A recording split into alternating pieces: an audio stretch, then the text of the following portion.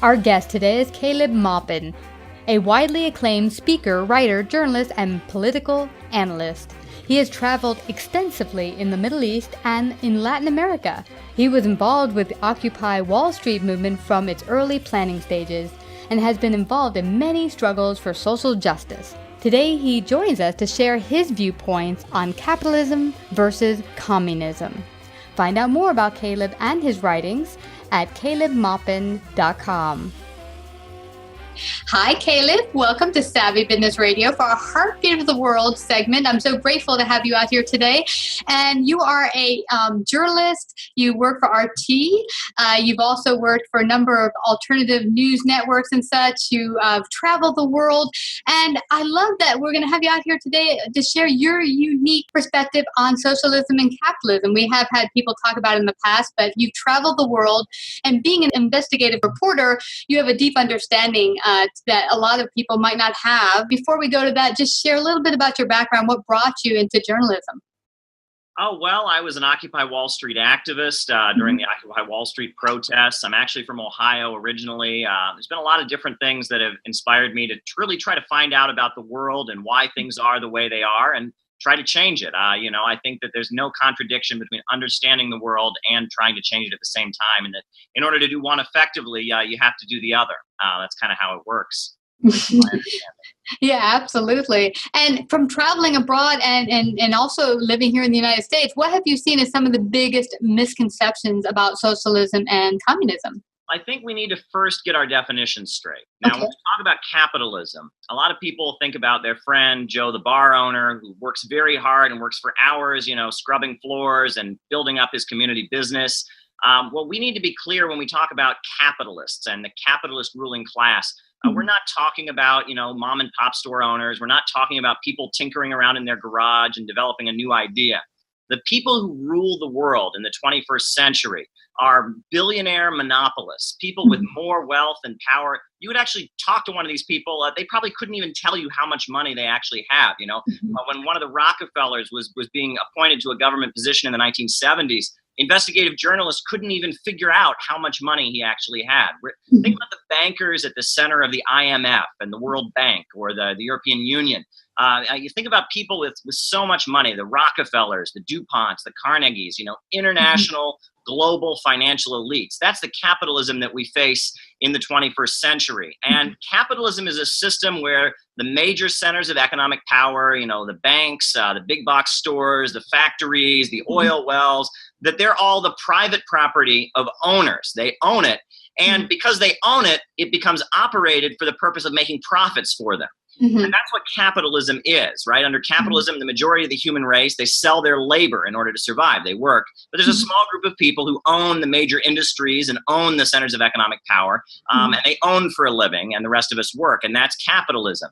Socialism is an alternative economic system in which the banks and the factories and the major centers of economic power are under public control, and they're public property. And instead of operating to make profits for a group of owners, they operate according to a central plan, and that the state, sits down and dictates how much steel is going to be produced, how many loans are going to be handed out for the overall good of the country and for the population. It's a centrally planned economy. Some people call it economic democracy because instead of capitalists and private billionaires owning the economy, a government that represents the people actually has the ability to dictate economic policy and determine what kind of production goes on. So that's our definitions. Let's get our definitions straight. There's a lot of confusion. I've heard people say that the USA is half socialist and half capitalist. That's completely false. We have a very, very capitalist economy. I've heard people say that socialism is when the government gives people free stuff. And any capitalist economy is going to have some welfare state. Most countries in the world, especially most Western countries, do have national health care. That's not socialism. That's just a welfare state initiative that's given to people. So we need to get our definitions straight. Socialism is a centrally planned economy. Capitalism is an economy based on profits. Now, I'm wondering, though, because I had heard that we're supposed to have laws in place that really prohibit monopolies and such. How do we get, because I know when the country got started, yes, we had the steel industry and we had the Rockefellers, but there was more of a chance for small business to thrive. Why has it changed so much? And is it a way to get it back where kind of small businesses can thrive even in a capitalistic society, or not really? Well, that's very interesting, and that is what you talk to a lot of folks. They do have this illusion that we could go back to the good capitalism. They talk about like the Gilded Age and the days of the industry and the titans of industry, and that's kind of an illusion. I mean, history marches forward. I think if you look at all through human history, the majority of human history, we were hunter gatherers in the woods. We lived in tribes of 30 or 40 people, but then eventually it became necessary to have agriculture, and that gave birth to the feudalism and the Roman Empire and Egypt and some of these ancient civilizations, eventually medieval times, and capitalism emerged as an advance over feudalism, and that eventually from capitalism we will eventually get a higher stage of production, of organized production, of socialism, and that trying to restore the past and trying to go back to the way things were before, it's kind of an illusion.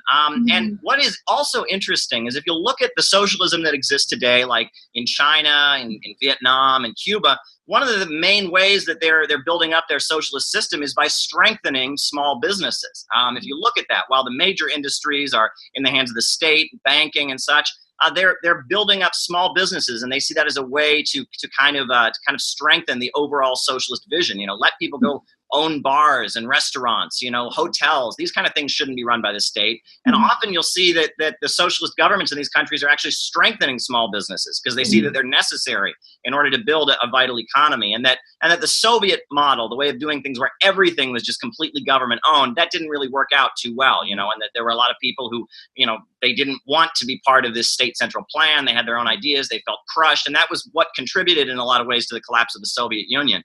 But if you look at it, the question is, do we want an economy that's completely the anarchy, right? Just capitalists trying to make lots and lots of money for themselves, or do we want to have a rationally planned economy in which we sit down and say, what's for the best of the country? That's the difference between capitalism and socialism. And it's interesting because I've heard people mention that and say, now capitalism is socialism is not the same as communism. One is a social construction and one is a governmental construction. Share that for me, because I know they're not the same thing. Well, according to the Marxist theory, and this is where it gets a little, you're almost talking semantics here, but according to the Marxist theory, Karl Marx laid out, his theory was that first, after capitalism, the working class would rise up and take control of the industries. And then they would create a socialist planned economy with the means of production in the hands of the working class. And that eventually, over the course of thousands of years, that would eventually give birth to a higher stage of communism, right? And that there would be so much material abundance that the need for any state coercion and government coercion would be eliminated. That's the Marxist theory. And that this gets confusing because there are a lot of governments around the world that people refer to as communist governments. They'll talk about communist China or the communist Soviet Union. Well, they're led by communist parties, but they referred to their economies as socialist economies. They would just like to strive eventually to have communism as the ultimate goal of a classless, stateless world. It gets a little confusing. And then you have a lot of the capitalist countries like Norway and Sweden will have socialist parties in government that enact bigger welfare states and would like to eventually, possibly on paper, move their country closer to socialism, but they haven't ever gotten there. And so it confuses people, and people say, well, those communists are in China, socialists are in Norway. It gets very, very confusing. And when it gets down to it, it's a semantical argument.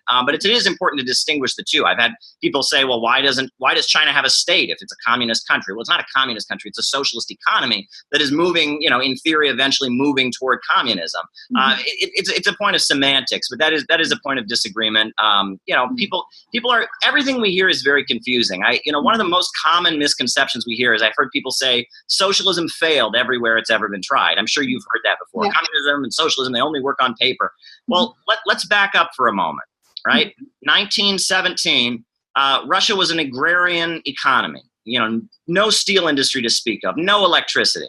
In the 1930s, with the 5-year plans, they rapidly industrialized. They became the world's leading steel-producing country. They eventually defeated the Nazis. They were the first country to enter outer space. Huge things were achieved with a socialist planned economy. Now, that doesn't mean everything was perfect. Obviously, there were a lot of things that were wrong and eventually played a role in leading to the Soviet Union's collapse. But if you look at China, China had no steel mills at the time of the revolution in 1949. Today, half of the steel in the world is produced in China's government-controlled steel industry, part of their socialist planned economy.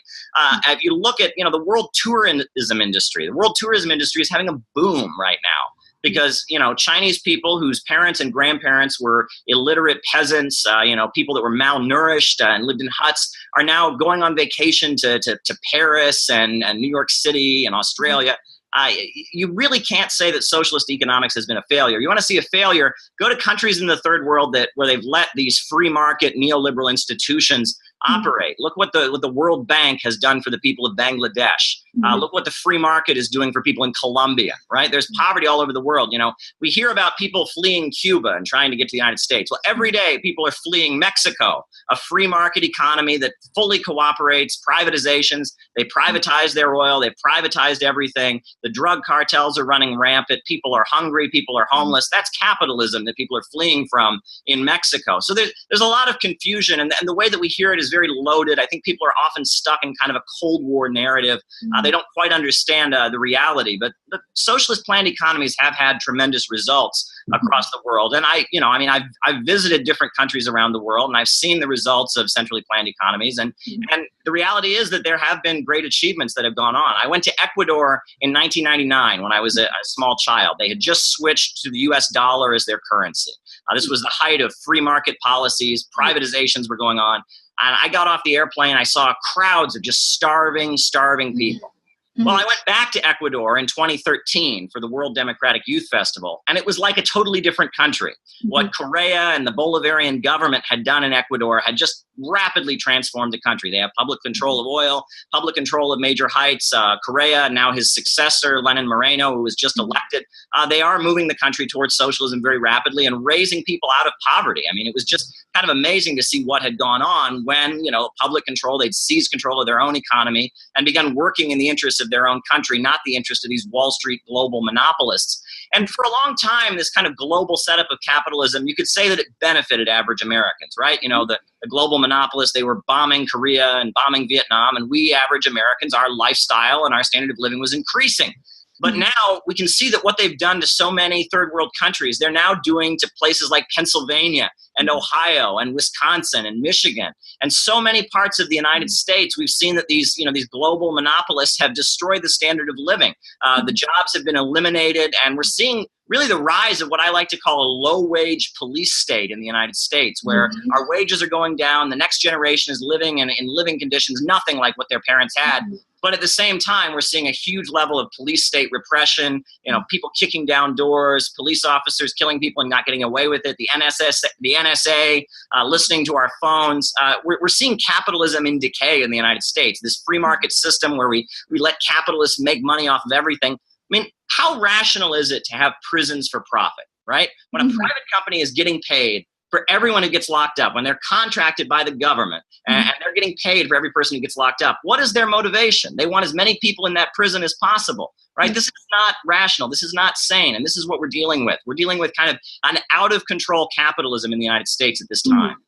Well, I've heard people's fear about socialistic countries, which some people refer to as communist countries, saying, well, you don't have free thought there. The government can put you in jail forever and torture you and blah, blah, blah.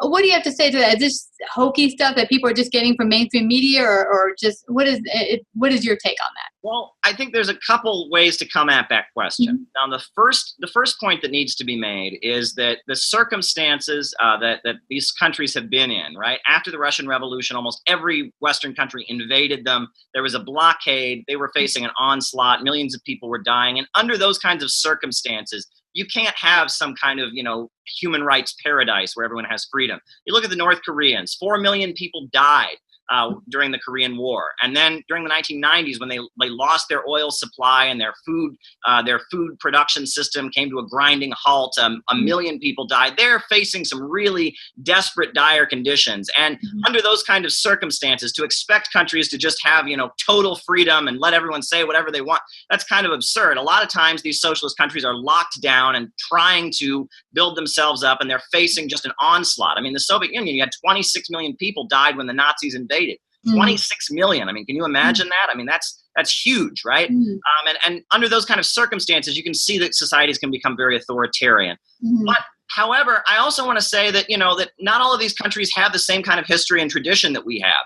And if we were ever going to have socialism in the United States, it wouldn't be a Russian socialism. It wouldn't be a Chinese socialism. It wouldn't be a Korean or Cuban socialism. We would have an American form of socialism. It would be a socialism rooted in our traditions and our progressive struggles, It would be a socialism that would be a continuation of the progressive struggles that have gone on in this country, the struggle to abolish slavery, the labor movement. And one thing that's deeply important to the American people is their freedom and their Bill of Rights. And I think that the freedom of religion, freedom of assembly, freedom to protest would absolutely preserve. We would just get some other freedoms. We get the freedom to be guaranteed a job. We get the freedom to be able to see a doctor when we're sick and have that guaranteed. We'd have the freedom. We wouldn't even have a welfare state, right? This is the idea. We hear that socialism is welfare. Well, no, welfare exists because we don't have socialism. In a socialist economy, everyone is unleashed. I think the millennial generation, this is one of the most skilled generations in history. They know how to do computers. They are educated. They have degrees. But so many of them are unemployed. So many young people, so full of potential, are stuck. Either they're unemployed or they're, sweeping floors in McDonald's. And I think, one of the things that a socialist government would immediately do is employ them all, unleash them, and have them start building. Right now, our infrastructure is in decay. It's about time we had some high-speed trains. It's about time that our roads and our bridges started getting rebuilt. And during the Great Depression, Franklin Delano Roosevelt, a president who did align himself with socialists and communists. He was not a socialist or a communist, but he was aligned with the Communist Party. That was one of the things he did, is he immediately started employing the young people to go out and start building and constructing. The LaGuardia Airport here in New York City was constructed by young people who were hired by Roosevelt's program. The Key West Highway in Florida.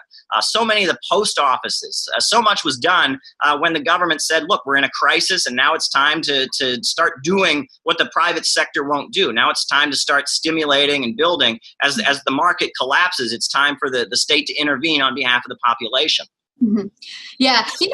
Really, after all of the talk and looking at history, it concerned me moving forward with whatever economic status that we do, that we don't have some sort of ruling class over the people, whether, during the Roman Empire, it was the Roman government or empire, whatever, and some government or empire.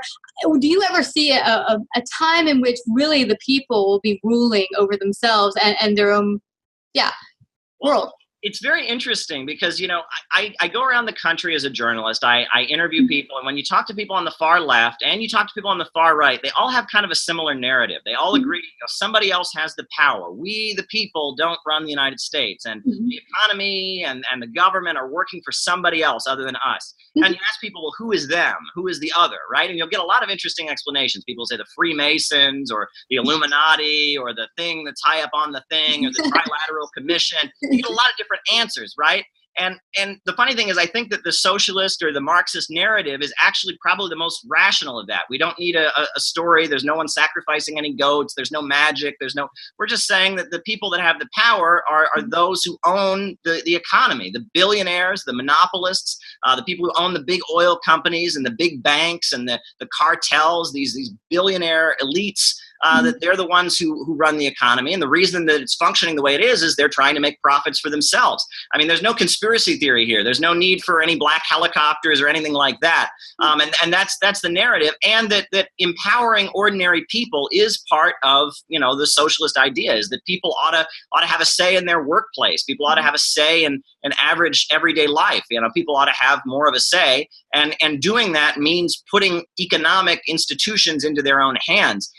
I've been to Venezuela, and Venezuela is not doing very well right now. I know that, the oil revenue has been cut off, but part of the reason the government there stays in power, even though they're facing this crisis, this onslaught, the oil prices have dropped, and, their food is being not allowed. I know that they've reported that people in the United States who want to send food to Venezuela at this point are being told by the Office of Foreign Assets Control they can't send food in. So we're blaming them for having a food crisis, saying this is the result of socialism, but then we're stopping people from sending food. That doesn't quite correspond. But one of the reasons that I think that the Bolivarian government has held on to power for so long is because they have empowered people on a community level. You go to any neighborhood in Venezuela, they have what's called Bolivarian circles, where the people in the neighborhood, they come together and they say, okay, what are we doing on a local level? There's somebody in every apartment building who knows everybody and is in touch with them and is talking to them about what the government's vision is or something like that. And, what is a Soviet? We hear about the Soviet Union. We think it's just some Russian word. Well, Soviet means council. And that was how the Bolsheviks ultimately came to power, is during the uprisings that were going on against the Tsar. They built these community councils. And eventually, the slogan was all power to the Soviets, and the Soviet Union was created. I mean, that was the name of the Soviet Union. You go to China, they have similar things. You can go, socialist governments tend to draw their support from a community level, from a very well-organized population. That's kind of how they draw their support. I've been to many different countries and I've seen it. Mm-hmm. Is it possible, you think, that in the world, in the United States and in the world, where we can have more community-based, local level, less big government or empires or, governments of any sort running the people? And do you think, for me, I'm wondering if it's perhaps also that people don't want to step and they'd rather let someone else take care of the responsibility of running things. Is that part of it as well, you think? Well, I think that if you look at the way the media operates, and if you look at the way our education system operates, everything is really encouraging people not to engage about politics, not to engage about what goes on in the government, not to think about it, focus on celebrity gossip, focus on sports, focus on anything but what's actually happening. People are really actively depoliticized under our system. There's this feeling that we should just leave it up to the people in Washington, D.C., and for a lot of U.S. history, it was the case. I mean, after the Second World War, we had a very booming economy, and people had comfortable jobs in, steel and auto manufacturing, and we had such a booming economy. A lot of people said, well, I'm not too worried about politics. But as much as, the ruling elite would like to depoliticize people, we're facing a crisis. And especially among the younger generation, lots of young people are getting involved because they're saying, look, the way things are going is not okay. I'm not okay with the way things are. I want to get involved. I want to do something about it. And we see, and it's not just far left. We see far right, and we see libertarian, all kinds of circles. A lot of young people are unhappy with the future of their country. And at the same time that there has been, these problems that have developed in the economy and the police state, there has been a huge growth in the accessibility of information. So now we can Google things, we can look things up, and the ability, to process information and to gain knowledge about things has really increased. And you'll look at, let's go back, right? I talk about, human history advancing, right? Well, the overthrow of feudalism and the establishment of capitalism was one thing that was decisive in that was the printing press. When Johannes Gutenberg started employing the printing press, which was cutting-edge technology at that time, I know it had actually been invented by the Koreans much earlier, but he started using it in Germany. And when Johannes Gutenberg started using the printing press, and all of a sudden people in Europe had the ability to print out information, and you had a press, and you had newspapers, and you had people reading the Bible for themselves and deciding what they thought it said, and not just depending on Rome to do it. That was a breakthrough, and that ultimately laid the basis for a huge social explosion. And the computer revolution and the revolution in information is also a big aspect of what's going on. I mean, computers came into existence mainly. I mean, you look at Alan Turing, and it was a way to defeat the Nazis during the Second World War. That was the breakthroughs, but ultimately, computers have been utilized by capitalism. I mean, the Pentagon, Al Gore said he invented the internet. Well, it wasn't Al Gore that invented it. It was actually the Pentagon. It was the military. It was done for military purposes. But pretty soon, the inventions of the old system lay the basis for the new system to come into being. And I think that this computer revolution and the widespread use of information done mainly by capitalists in order to facilitate capitalism could lay the basis for a new system coming into existence. And we're living in very, very exciting times. The drive of a capitalist is they want to produce as much as they possibly can, right, for as little as they possibly can pay. But at the same time, workers are also consumers. So if you advance productivity and you make it so, you have now with Amazon Create a Page, one person pushes a button and a book comes out, right? You don't have book binderies with thousands of people. Yes. If you create an economy where you don't need workers, or workers are just being eliminated in industry, pretty soon people's spending power goes down and people can't spend like they once did before. And this is the problem of capitalism, that eventually the drive to make profits, the drive to lower wages, creates a situation where there's a glut in the market with products that can't be sold. And that's the overwhelming problem of capitalism. We produce not for use. We don't produce cars because people need a place to drive. We produce cars to make profits. We don't build houses because people need shelter. We build houses so landlords and bankers and others can make money off of them. And if you look at, we had a very unique situation during the 2008 financial crisis in the United States, where, we had, there had been the housing bubble burst. All of a sudden, all these easy loans people were getting to buy houses weren't materializing. And all of a sudden, we had people all across the country losing their jobs, losing their homes, becoming homeless because there's too many houses. Right? That's the irrationality of capitalism. In times past, in feudalism, people were hungry because there wasn't enough food being produced. There was a famine, wasn't enough food, people were hungry. Now, because of capitalism, we live in a system where people are hungry because there is too much food. We live in a system where people are homeless because there are too many houses. We live in a system where people are cold in the wintertime because there's too much heating gas. The irrationality of a system based on profits is becoming very, very apparent if you look at the way the global economy functions at this time. Yeah. And honestly, we had recent past shows, not recent shows, but past shows where we kind of touched on how, we all kind of played a part in it. I know I've said on the show before that there was a time where I was overspending on credit and things are going well, you're making good money, and you don't realize that credit is actually not free money, but you're paying hugely for it. For fun today, for tomorrow, you're going to pay back hugely. And I think it's been a mindset that's been put into the American public. Well, I need 10 of these in every color because I just want it. And then at what cost? Because we had a girl come on and talk about sustainability.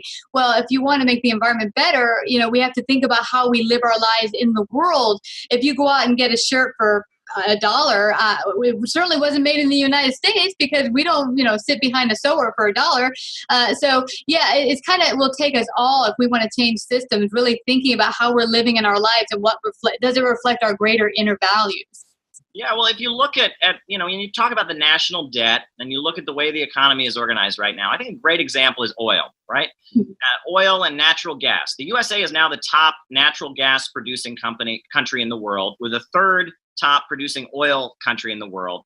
And every day we sell oil. They've actually lifted. In 1974, we had an oil export ban that we could only sell oil to China. That's been lifted. So now we're selling oil all over the world. But at the same time that we're selling oil to China, we're selling oil to many different countries, we're also importing oil from Saudi Arabia and from Nigeria. What sense does this make, right? Now, if we had a socialist economy, right, what we would do is we would use the oil that we have here for domestic purposes, and then the oil that was left over, we would sell on the international markets to different countries, and then the revenue would go into the state treasury, right? And that would be what we would do. We have this huge natural resource deposit. We would use it for the public good. But right now we have an economy where the oil companies, whether it's the small fracking companies or the big giants like ExxonMobil and BP Shell, are all just trying to make profits, and it's irrational and crazy. Yeah. And that's kind of an understanding. Before the financial crisis, Alan Greenspan legalized all kinds of credit that had been illegal before. And people blame him. They say, well, he just shouldn't have done that. But they're kind of missing what was his motivation for doing that. It was to keep people spending, because Americans at this point just don't have the income that they once had. If you look at the income of the average American in the 50s and the 60s, even the 70s and 80s, it's just not there anymore. People couldn't spend. And so Alan Greenspan was sitting there at the Federal Reserve, desperately trying to keep Americans spending money. He legalized all kinds of credit card schemes, all kinds of housing schemes, anything to keep people spending money so that the crash wouldn't come, because the crash was really rooted in the problem of capitalism, which is that if you cut people's wages, if you make production more and more efficient, people ultimately won't have the spending power, and pretty soon you have a glut. Even now, you look at the new normal that we had after the financial crisis, right? In 2008, 2009, there was this new normal. Okay, we're not going to have the industrial jobs anymore, but we're going to have retail jobs, right?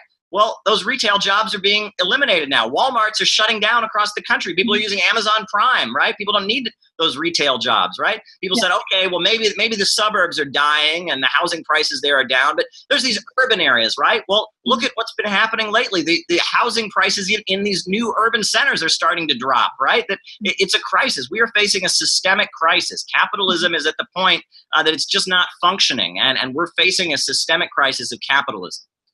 Yeah. And it would have seemed to me from what we're talking about today that one of the best things we can do as a general public here in the United States is really start to educate ourselves. As you said, information is so vital. It's out there. It's accessible right now. So anyone, it doesn't matter who you are, can get the information. Learn for yourself. Don't take what mainstream media tells you. And on the other hand, what happened for me 2 years ago after creating a bunch of debt and also having a company that went under that I tried to start and going bankrupt, I cut up my credit cards, and I now do not spend on credit, which is really, really hard going on that diet because you're so used to being able to pull out that plastic. And I love C.K. Lewis, the comedian, said, hey, remember the good old days when your paycheck was over and fun, was no more until next paycheck? Well, we have to go back to not getting things instant gratification, getting whatever you see because it looks nice, and then not really having it doesn't have any value for you. I think if we all start to put into that, we can start to change the direction of this country and the world.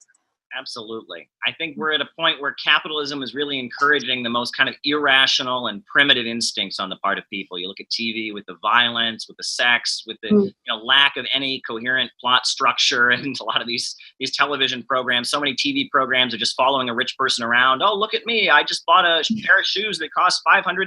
Oh, look at me! I just peed in a golden toilet. Right? That seems to be so much of the programming that we're getting is very, very crass. Yeah. People tell you that capitalism creates innovation. I say to them, then tell me, why does Hollywood make the same movie over and over and over and over again, right? Capitalists do like innovation on some level, but they prefer not to. They want to secure investment. They want to hedge their bets and make sure that they'll make the money. And if you look at it, that we're seeing a kind of an interesting situation in the globe today, where in a lot of ways, we have access to information, but people are not as smart as they used to be. People aren't challenging themselves. People aren't educating themselves. Culture is really in decay, and education is really in decay. People are kind of hiding from the reality. And I've been to Iran, I've been to Venezuela, I've been to Ecuador, and a lot of times people say to me, oh, the young people, the children in those countries are brainwashed. They're brainwashed. Well, I'll say to them, well, if you ask an average American teenager or someone in their 20s, can you find Iraq, Iran, Venezuela on a map? Most of them will say no. But you go to any of those countries and you show people a map, they can find the United States, they can find their country. People seem to be much more tuned in to politics. We're taught that we're free, but it's almost like, people say, I think for myself, right? I think for myself. In a lot of ways, it's almost think for yourself has become an excuse for not thinking at all. Exactly. It's interesting because they done polls on the street where they just asked someone, so who is our first president? They can't answer that. I'm like, oh my gosh, you're in the United States. You don't know who's the first. So yeah, it's a little scary. But really, and that's what reason why we started this segment, really to hopefully get people out there just to start becoming curious is the first start. Not just turning on TV. Okay, I was fed today. It told me what to think. Go out there and start researching and looking out for yourself and saying, is what I heard on CNN, ABC, Fox, or whatever true? And could it maybe not be true? Let me just see. And you're one person out there working to get the truth out. And where can people find out more about you? Oh, well, I'm always online. I'm always doing different reports. You can visit my website, calebmaupin.info, CALEBMAUPIN.info. That's where most of my work is posted. And I'm always just out there trying to ask tough questions and engage with the truth and get to the truth. Absolutely. And you're on YouTube as well? I am. I'm on YouTube. I'm on Facebook. I'm on Twitter. I'm on social media. So I'm out there trying to just put my 2 cents in, ask tough questions, and point out things that the mainstream media likes to ignore. Yes, it's very important that we all do that. And I thank you for being one out there to look and search for the truth, bring it to the people. I thank you so much for coming to Savvy Business Radio today to share. Thank you so much. It's absolutely been a pleasure. Absolutely. After 5 years of creating exciting business content with amazing businesses from around the world, Savvy is now creating a new video series entitled Heartbeat of the World. This series will feature experts from around the globe. We will highlight and discuss some of the greatest challenges facing the U.S. and the world. Co-create with us and find out more at bit.ly/SavvyPatron.